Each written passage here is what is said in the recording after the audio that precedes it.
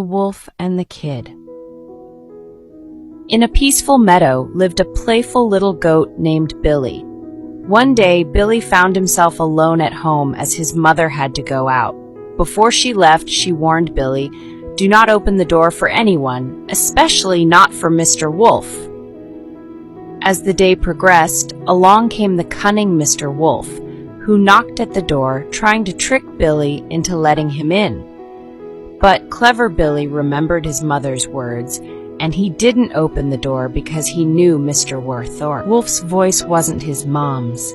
When his mother returned, they were both safe, and Billy was proud that he'd listened to her advice. Moral of the story: always listen to the wise advice given by those who care for you. It's for your own good. The honest customer. In a small market, a boy named Horace went to buy apples. The shopkeeper gave him extra money by mistake. Horace looked at the coins and returned the extra money. The shopkeeper smiled and said, "You are honest." Horace replied, My parents taught me that Prophet Muhammad, peace be upon him, said, "Honesty leads to goodness." The shopkeeper made a dua for him. Horace felt happy for doing the right thing. The broken window. Alami was playing ball and broke a window by mistake. She felt scared, but she bravely went to the house and apologized. The owner smiled and said, "Thank you for being honest. It was just an accident, and that's okay." Alami offered to help clean up. Her parents were proud of her honesty. The owner said, "You are a brave and good girl." Alami helped sweep the glass carefully. From that day, she was more careful when playing near houses. The Great Park Race. It was a bright Saturday morning, and for friends Yusuf, Zaid, Omar, and Hamza lined up at the edge of the park, ready to race. Omar asked with a grin, "Let's see who's the fastest today," said Hamza, tying his shoes tight. "On your mark, get set, go," shouted Zaid. The boys dashed across the grass, their feet pounding the ground. Yusuf took the lead, but Omar was close behind. Suddenly, Hamza tripped and fell. The others stopped and ran back. "Are you okay?" Yusuf asked, helping him up. Hamza nodded. "Thanks, guys." They all smiled. "Let's finish the race together." Visiting the sick. When Adam heard that his classmate Billo was sick, he felt worried. "Can we visit him, Mama?" Adam asked kindly. His mother replied, "Of course. That's a beautiful idea." Adam made a colorful card with kind words and packed some fresh fruit in a small basket. When they arrived, Billo was lying in bed looking tired, but as soon as he saw Adam, his eyes lit up. "Thank you for coming," Billo said with a big smile. Adam held his hand. They chatted, laughed, and even played a short board game. Before leaving, Billo said, "I feel so much better now." Adam felt happy knowing he had brought some comfort to his friend. In a small village, a hardworking farmer and his son lived a simple life. One day, while plowing the field, the farmer dug up a strange golden pot. Inside it was an inscription: "Whoever finds this pot will gain more gold only if they work diligently every day." Excited, the farmer called his son and said, "Son, this pot could make us rich, but it demands effort. Let's trust its words and see." From that day on, they woke up at dawn, tilled the land, planted seeds, and watered the crops tirelessly. Every evening, they checked the pot, and true enough, a little more gold appeared inside each day. After a month, the pot was full and they became wealthy. But the farmer told his son, "The real treasure wasn't the gold. It was the discipline and effort we cultivated." Without this pot, we'd never have pushed ourselves this hard. Moral lessons. Hard work is more valuable than gold. The pot was just a tool. The true reward was their growth. Consistency leads to success. Because they trusted the process and worked daily, they reaped benefits. The princess, the wolf, and the wise fox. Once upon a time, a gentle princess lived in a kingdom surrounded by deep forests. One day, while picking flowers near the woods, she met a thin, ragged wolf who sighed, "Dear princess, I'm starving. Please share your basket of treats." Though kind, the princess hesitated. She knew wolves could be treacherous. Just then, a sly fox with gleaming eyes emerged and whispered, "Your Highness, this wolf tricked me yesterday. He steals but never shares." The wolf growled, "Don't listen to that fox. He's the liar." The princess, wise beyond her years, smiled and said, "Prove your honesty. Guard this gold coin while I fetch water. If it's here when I return, I'll trust you." As she left, the wolf instantly snatched the coin and ran, but the fox had secretly replaced it with a fake. The princess returned, saw the wolf fleeing, and thanked the fox. Moral: kindness needs wisdom. Not all who ask deserve, and not all who advise are honest. Saving water. Nora was brushing her teeth while the tap water flowed and splashed into the sink. Her father walked by, gently turned off the tap, and said with a smile, "The Prophet taught us not to waste water, even if we are at a flowing river." Nora blinked in surprise. "Even at a river?" she asked. Her father nodded. Nora thought for a moment, then filled a small cup and used it to rinse. "That's much better," she said proudly. From that day on, she always used just enough water. At school, she even made a poster that said, "Don't waste, save every drop." Her friends started doing the same, and Nora became known as a water hero. The early riser. Every morning, Maryam woke up early to pray Fajr. She would make wudu and pray beside her mother. The sky was still dark, and the house was quiet, but Maryam felt peace in her heart. One day, her cousin stayed over and saw Maryam praying. "Why do you wake up so early?" she asked. Maryam smiled and said, "The Prophet loved the Fajr prayer." Her cousin was curious and watched quietly. The next day, she joined Maryam and prayed with her for the first time. Bike day with Big Brother. It was a sunny morning, and I stood next to my new bike. It looked so cool, but riding without training wheels, that felt scary. My big brother crouched down beside me. "You've got this," he told me, giving me a gentle nudge on the shoulder. He held the back of my bike while I pedaled slowly across the yard. "Keep going. I'm right here," he called out. I wobbled. I almost tipped over. But he ran beside me, steady and strong.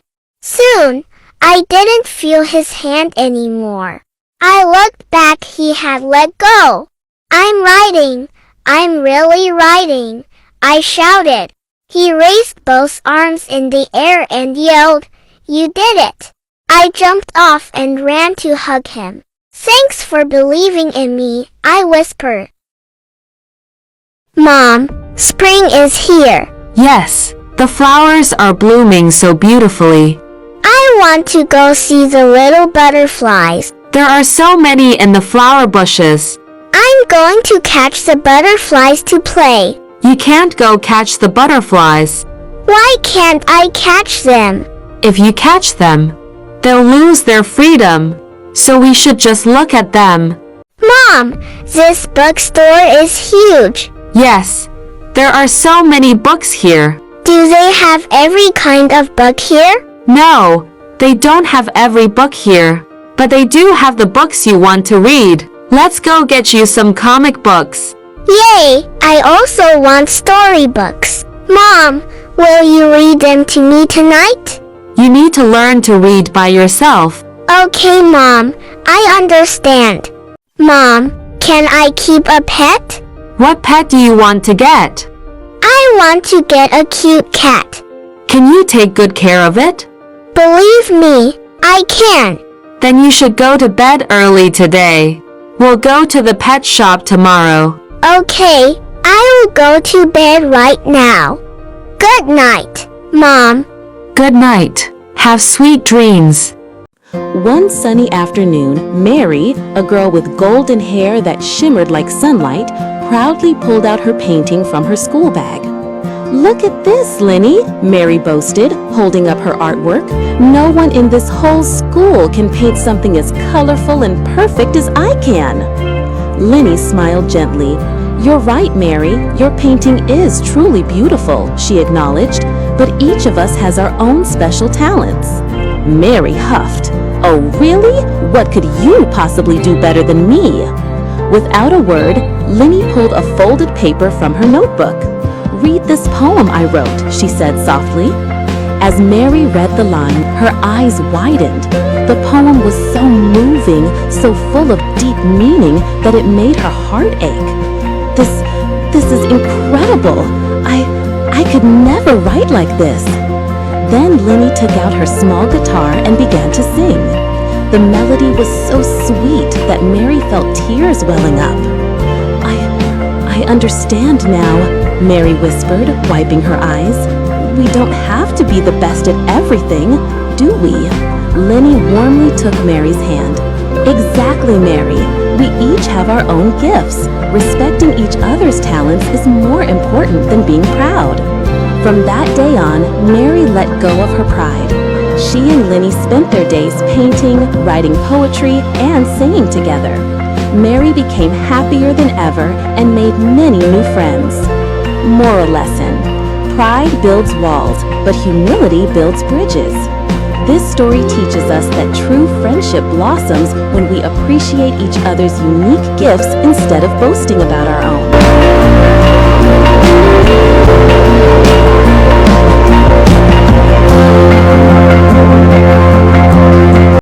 Once in a small village, two best friends, Sophie the dreamer and Marie the practical one, found three mysterious seeds near an old oak tree. Excited, they decided to plant them together in their shared garden. The first seed grew into a tall, fruit-bearing tree. Sophie, with her generous heart, wanted to give all the fruits to the poor.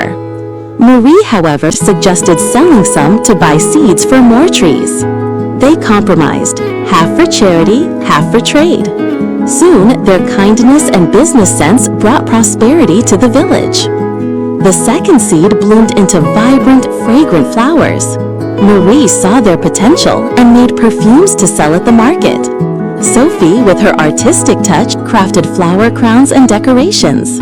Their small stall became famous, and their friendship grew stronger through teamwork. The third seed sprouted nothing but thorns and weeds. Frustrated, Marie wanted to rip it out, but Sophie insisted. Maybe it just needs more care. They worked together, removing thorns, watering patiently. Over time, a healing garden emerged, filled with medicinal herbs. The villagers, once skeptical, now came for remedies and peace. The moral: Sophie's hope and Marie's practicality turned simple seeds into blessings. Patience, teamwork, and balance can transform even the toughest challenges into something beautiful.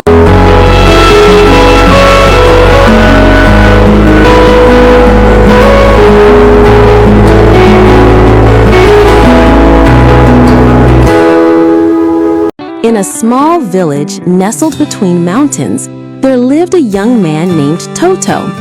Unlike others, Toto was restless, always chasing success but never satisfied. One day, an old sage visited the village. The villagers whispered that he was a man of silent waters, for he spoke little but carried deep wisdom. Toto, curious, approached him and asked, "Master, how can I become successful? I work hard, yet nothing changes." The sage smiled and handed him an empty wooden cup. "Fill this with water from the deepest part of the river," he said. Toto rushed to the riverbank. At the shallow edges, the water was noisy, splashing, turbulent.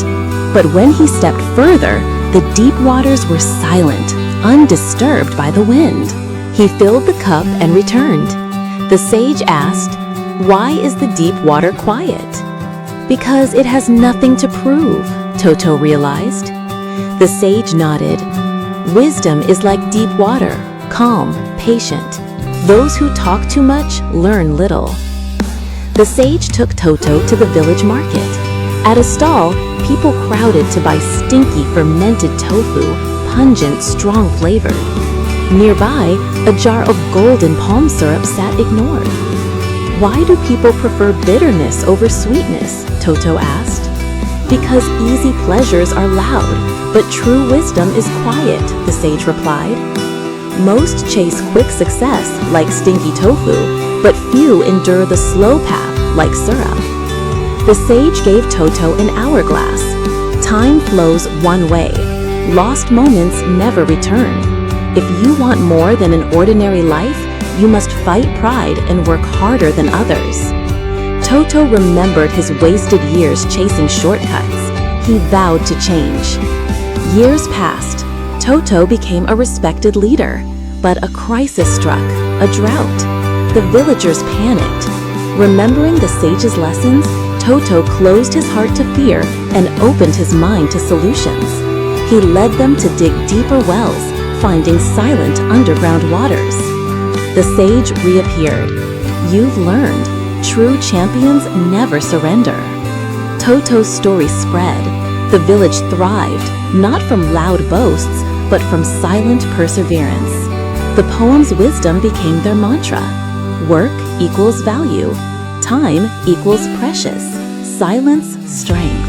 Moral: success isn't about noise. It's about depth, patience, and never raising the white flag. Once upon a time, in a grand palace in Spain, there lived a beautiful princess named Isabella. She had long, dark curls, sparkling brown eyes, and a smile that could light up the entire kingdom. But despite her beauty and wealth, Princess Isabella was very lonely. Her father, the king, was always busy ruling the kingdom, and her mother had passed away when she was very young. The servants and nobles bowed to her, but no one truly understood her heart. Every day, she would sit by the palace window, watching the children in the village play and laugh together, wishing she could join them. One evening, as the sun set over the hills, Isabella sneaked out of the palace, wearing a simple dress to disguise herself. She ran to the village square, where a group of children were dancing and singing. Hesitantly, she approached them. "Can I play with you?" she asked softly. The children stared at her suspiciously. "Who are you? We've never seen you before." Isabella hesitated. If she told them she was the princess, they might treat her differently. So she simply said, "My name is Bella. I just want to have friends." A kind-eyed girl named Rosa smiled and took her hand. "Come dance with us." For the first time in her life, Isabella felt true happiness. She laughed, danced, and played games until the stars filled the sky. But as the night grew darker, she knew she had to return to the palace before anyone noticed her absence. "Will you come back tomorrow?" Rosa asked. Isabella nodded eagerly. "I promise." Night after night, she returned to the village, playing with her new friends. But one day, the king discovered her secret. Furious, he forbade her from leaving the palace. "A princess cannot mingle with commoners," he declared. Heartbroken, Isabella locked herself in her room, crying. The villagers wondered why Bella had disappeared. Rosa, worried, asked around until an old woman whispered, That was no ordinary girl. That was the princess. Determined to see her friend again, Rosa bravely went to the palace gates. The guards tried to shoo her away, but Isabella, hearing her voice, rushed to the window. "Rosa!" she called. The king, seeing how much his daughter missed her friend, finally understood her loneliness. With a sigh, he allowed Rosa to enter. From that day on, the king made sure Isabella could spend time with the village children, not as a hidden princess, but as a true friend. And though she still had royal duties, her heart was no longer lonely. Mom, can we go to the supermarket? Yes. What do you need? I need some snacks and milk. What snack are you looking for? I want chocolate cookies. Great choice. Can we also get some milk? Absolutely. Let's grab a carton. All done. Let's go to the checkout. Daddy, where is Mommy? Mommy has gone out to buy groceries. What's wrong, honey? I want to show her my drawing. That's a great drawing. I'm sure Mommy will love it. When will she be back? Soon, maybe in 15 minutes. How much is this toy? Let me see. It's 30 yuans. Can I buy it? Yes, but use your pocket money.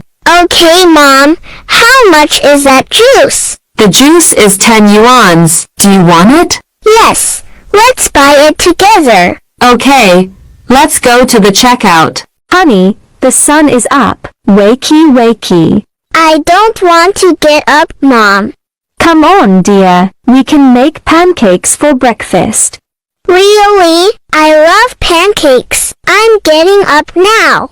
That's my girl. Hurry up and get dressed. Okay, I will be quick. Let's go for a walk, honey. Put on your shoes. Okay, Mom. Look at the pink flowers. Can I touch them? Gently, please. Flowers are pretty when they stay on the plant. What's that, Mom? A little dog. Yes, it's running with its owner. Wow, it's so cute. Honey, look at your hands. They are really filthy. I played in the garden. You should wash your hands. Dirty hands can make you catch a cold. I don't want to be sick. Turn on the water. Take some soap and rub it all over your hands. My hands are clean. Well done. Mom, are you leaving for work? Yes, dear. I have to go now. Take care, Mom.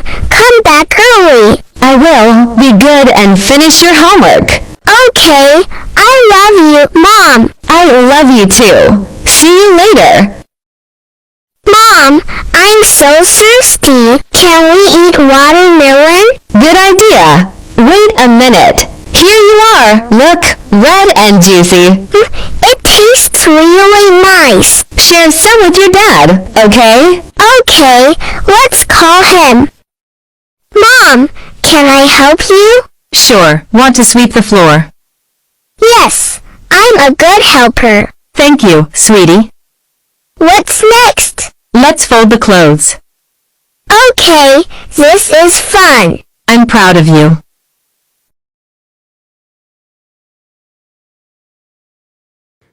Once upon a time, in a small village, there lived an elderly man named Shui-kin, who was nearly 70 years old.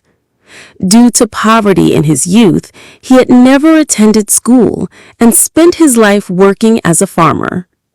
One day, the villagers mocked him, saying, "Shui-kin, you never had an education, so you could never achieve anything great in life." Though hurt by their words, Shui-kin refused to believe it was too late to learn. Remembering the old saying, "It is never too late to seek knowledge," he decided to start learning at the age of 70. He approached the village teacher, Saya Maung, and humbly said, "Teacher, I wish to learn how to read and write." Surprised but moved by the old man's determination, Saya Maung agreed to teach him for free. Every day, Wu Shui-jin sat with the village children, practicing the alphabet on a slate. Though some villagers laughed at him, he ignored them and persevered. After 3 years, he could read and write fluently. He even began helping other elders by reading legal documents and letters for them. One day, a government official visited the village, asking for suggestions on development. Using his newfound knowledge, Wu Shui-jin proposed ideas for better irrigation and road improvements. Impressed, the official implemented his suggestions, and the village prospered. The villagers, now in awe, praised him. "Wu Shui-jin, learning at your age has brought us so much good." The old man smiled and replied, "This proves that it's never too late to gain wisdom.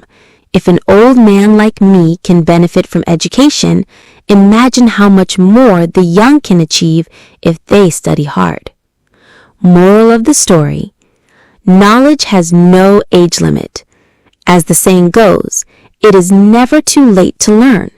With determination, even an elderly person can gain wisdom and bring great value to their community.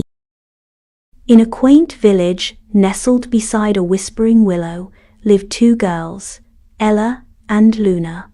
Ella, with her fiery spirit and unwavering resolve, believed strength lay in steadfastness. Luna, gentle and adaptable, found power in yielding to life's currents. "Look at you," Ella would declare, "always changing while I stand firm." Luna would smile. "Strength isn't just standing tall, Ella, but knowing when to bend." Their contrasting natures were tested when a ferocious storm descended upon their village. Wind howled like a banshee, rain lashed down like icy whips, and chaos reigned. Ella, true to her nature, planted her feet and refused to yield. She gripped the old oak tree, her knuckles white, determined to weather the tempest head-on. But the storm's fury was relentless. The wind buffeted her, the rain soaked her to the bone, and the tree creaked ominously. Exhaustion gnawed at her, and her stubborn resistance began to crumble. Finally, with a gasp, she collapsed, defeated. Luna, meanwhile, moved with the storm. She sought shelter under the sturdy eaves of houses, ducking under fallen branches, letting the wind guide her rather than fighting it. She adapted, she flowed, she endured. When the storm eventually subsided, leaving a trail of destruction in its wake, Luna emerged, unharmed, her clothes tattered but her spirit unbroken. She found Ella lying amidst debris and helped her to her feet. The villagers, witnessing the stark contrast, murmured amongst themselves. Old man Fitzwilliam, his beard plastered to his chest, shook his head. Ella's strength, he said, broke against the storm. Luna's resilience, however, weathered it. The children, their eyes wide with wonder, watched as Luna, with quiet grace, began to help rebuild their village, her actions speaking louder than any words. Ella, humbled and changed, helped alongside her. They learned that day that true strength wasn't about unyielding resistance, but the ability to adapt, to endure, and to rise again, stronger than before. The storm had tested them, but it had also revealed the true meaning of resilience. Prince Ian, cloaked in humble attire, journeys through the forest on horseback. He halts by the riverbank, drawn by a melody that weaves through the trees. He dismounts, approaching the water's edge with cautious steps, the enchanting song growing louder. Lily floats flower garlands upon the water. Her voice, ethereal and pure, captivates the prince. Ian, spellbound by her beauty and voice, reveals himself. "Your song touches my heart. What is your name?" Lily is lost in the dark, enchanted forest, where gnarled trees reach out like twisted claws. Ion enters the forest with fierce determination, ready to face any challenge to find Lily. A voice echoes through the trees. If you fail to find your beloved, your heart will be broken forever. Ion crosses a fiery volcano, the ground trembling with molten rage beneath his feet. He evades venomous serpents, their eyes gleaming with malice as they slither through the shadows. Lily sings, and the wild creatures of the forest respond, guiding Ion through the labyrinthine woods. In a sun-drenched forest clearing, Ion spots Lily. They rush towards each other and embrace tightly as the sorceress's curse begins to break. The forest responds to their love, its twisted trees straightening, leaves turning green, and flowers blooming in vibrant colors. Hand in hand, Ion and Lily turn to leave the clearing, ready to return to the kingdom, bathed in the warm sunlight. In a sun-drenched forest, butterflies flutter around Nono, Lily, and Toy Toy as they frolic in the dappled sunlight. Little Rabbit darts playfully through the ferns, clutching a tiny box that pulses with rainbow lights. The forest floor is alive with vibrant ferns, illuminated by the ethereal glow of the box. Little Rabbit pauses, holding the radiant box aloft, entranced by its gentle hum. "It hums when I hold it," Little Rabbit exclaims, eyes wide with wonder at the magical device. The forest seems to hold its breath, the air filled with anticipation and the soft hum of magic. Sunlight filters through the canopy as Lily pauses by the babbling brook, where grumpy turtles lounge on sun-kissed stones. Lily raises her hands, her voice echoing with an enchanting melody that begins to soothe the turtles' sour moods. The turtles, once resistant, now soften, their leathery faces relaxing under the spell of Lily's song. A magical transformation occurs as the turtles position themselves, forming a path of stepping stones across the brook. With laughter and joy, the friends step onto the turtles' backs, each footfall creating ripples of happiness in their successful crossing. In a sun-drenched flower meadow, a single crystalline flower glows with ethereal light. Nono, captivated, reaches out toward the flower, his hand outstretched. Suddenly, the flower speaks, its voice a gentle whisper. Only kindness opens the way. Remembering the box's hum, a melody echoes in the air, Lily's song weaving through the meadow. The crystalline flower responds to the song, its petals slowly unfurling. Revealed within, 4 heart-shaped keys, gleaming for each friend, a symbol of unity and love. There once lived a hard-working ass who toiled every day for his master. He carried heavy loads of grain, wood, and water, from morning till night, with barely a kind word or a gentle touch in return. His stall was modest, and his meals simple, just hay and water. Yet he was loyal and did his duties without complaint. In the same household lived a tiny lapdog. This little creature had soft fur, wore a silk ribbon around his neck, and spent his days lounging on cushions, being pampered by the master and his family. He was fed sweet meats from the table and often slept on the master's lap. When the lapdog barked playfully or jumped into the master's arms, everyone laughed with delight.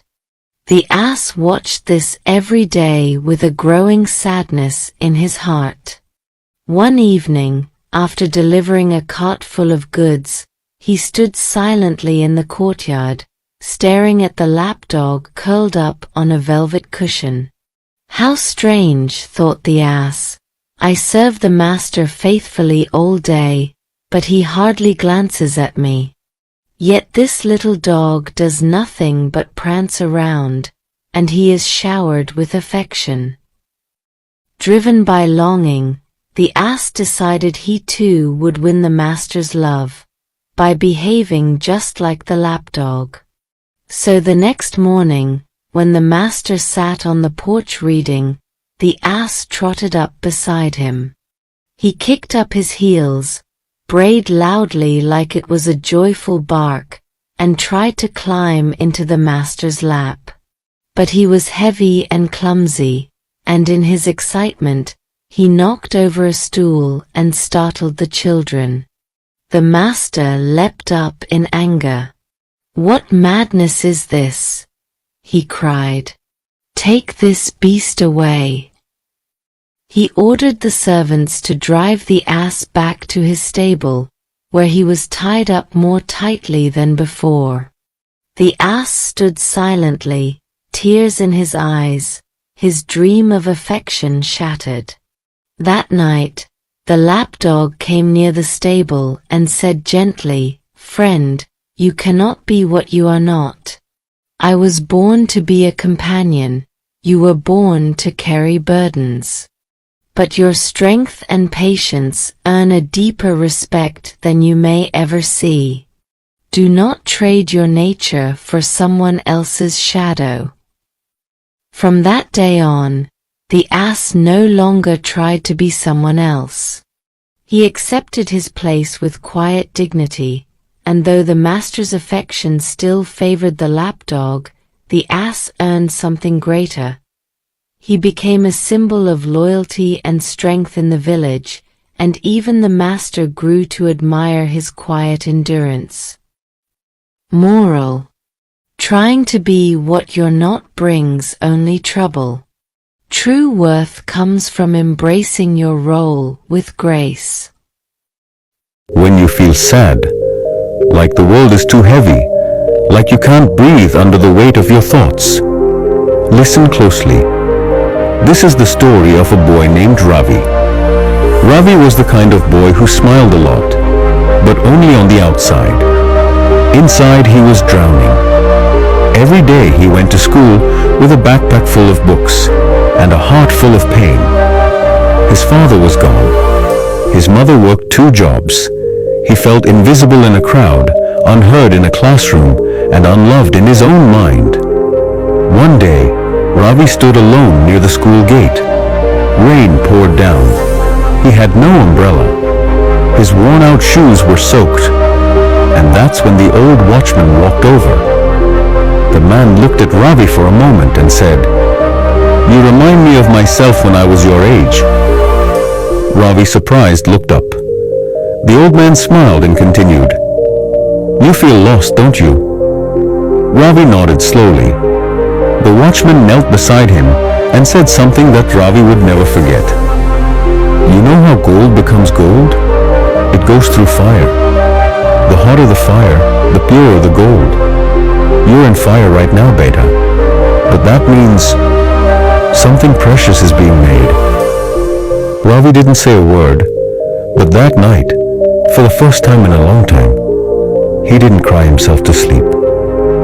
The next morning, Ravi woke up before sunrise. He looked in the mirror, not for weakness, but for strength. He made a small change. He started writing one good thing about himself every day. "I'm still here. I didn't give up. I helped someone smile. I'm not broken. I'm becoming."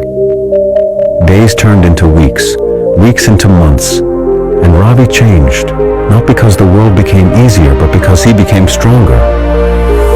Years later, Ravi stood on a stage at his university graduation. Among thousands, he spoke about resilience, about pain, about rising, and at the back of the audience stood the same old watchman, clapping, tears in his eyes. Ravi never forgot the fire, but he learned to use it. So if you're feeling sad right now, if the nights feel longer than the days, if you're waiting for someone to understand you, remember this: you are not alone.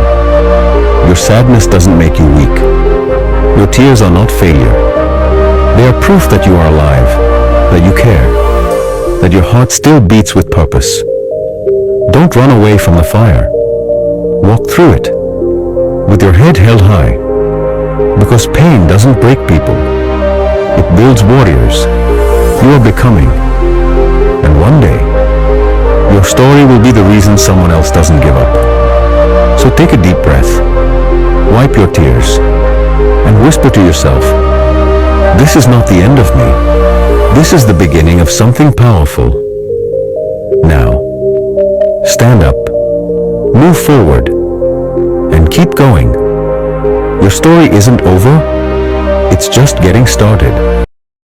In a quiet little school nestled between hills and wheat fields, a kind teacher named Miss Sima stood in front of her class with a curious smile.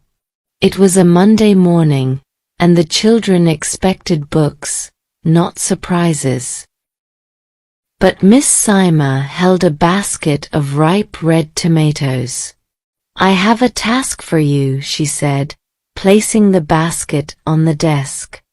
"I want each of you to think about the people you hold anger toward. Those you can't forgive. Those you dislike or resent, even a little."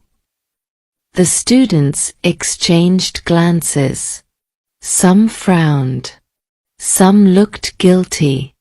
"For every person you carry hatred or resentment for," Miss Sima continued, "I want you to pick one tomato and put it in a plastic bag." A few students laughed, confused but intrigued.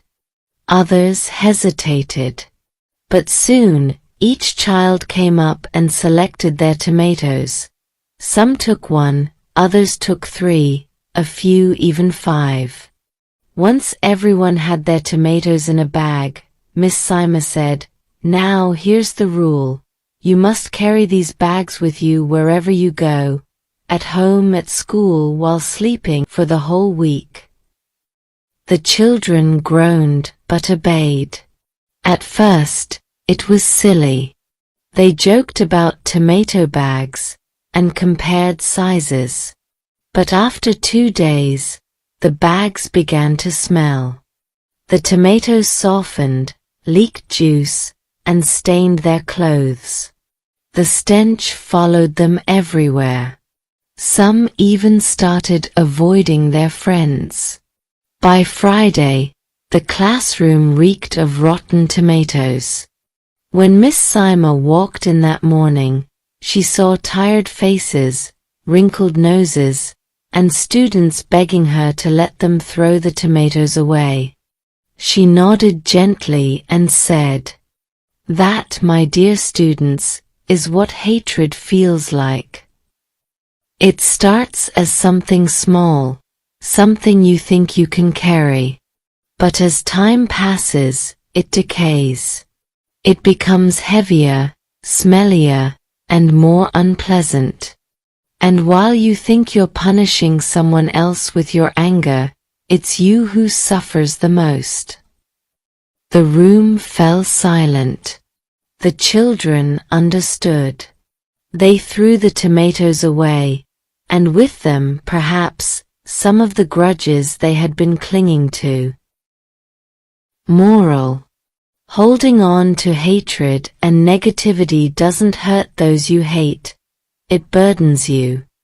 Forgive, let go, and free yourself.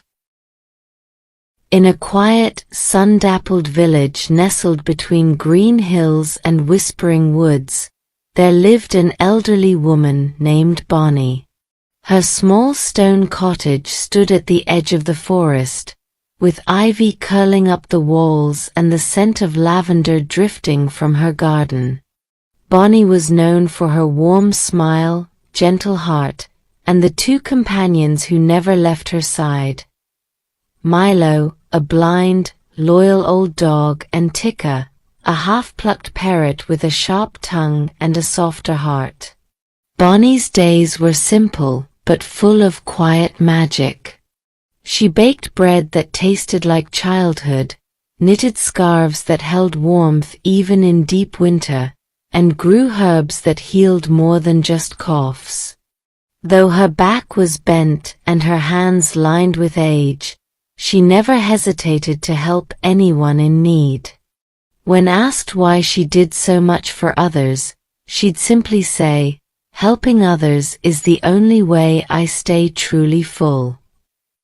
Milo, though blind, followed her with unshakable trust, and Tika often repeated Bonnie's sayings in her scratchy voice, "Be gentle always, and joy grows when shared." One winter, colder than any before, the village was gripped by silence and hunger. Roads vanished under snow, and the firewood grew scarce. Families suffered quietly, too proud to ask for help. But Bonnie's door never stayed closed. Each evening brought someone new, a hungry child, a weary mother, a lonely old man. She gave what she had, soup, blankets, a warm seat by the fire. One night, a boy named Asher came to her door, trembling from the cold. He had nowhere to go. Bonnie welcomed him like a long-lost grandson. He stayed, helping her fetch water, feeding Milo, and laughing at Tikka's cheeky comments. Slowly, his fear faded.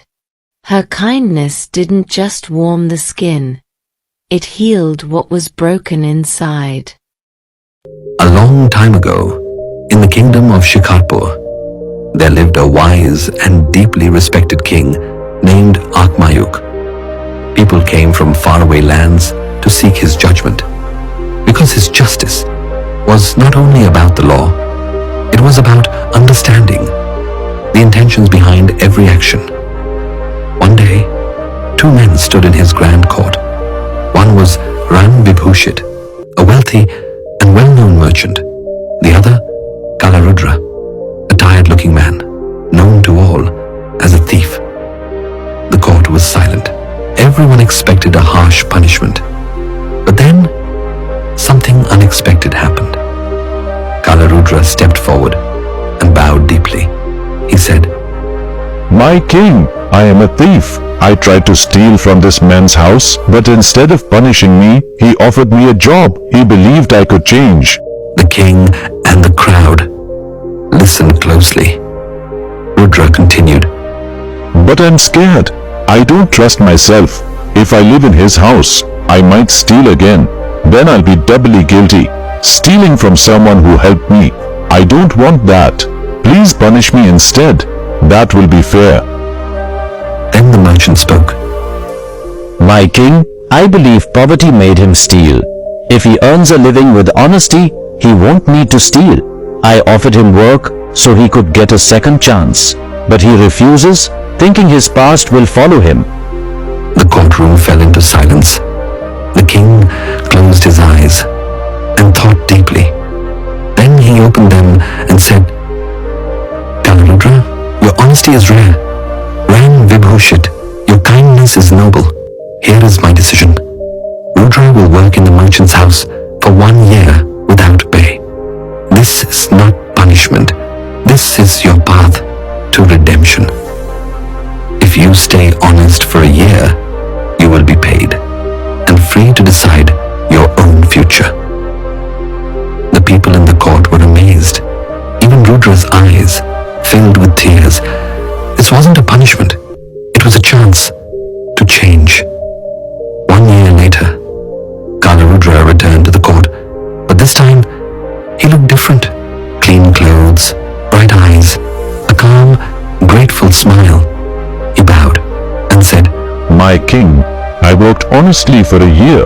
The merchant treated me like family. I didn't just learn a trade. I learned my worth. Ran Vibhushit stepped forward. Your Majesty, Rudra didn't just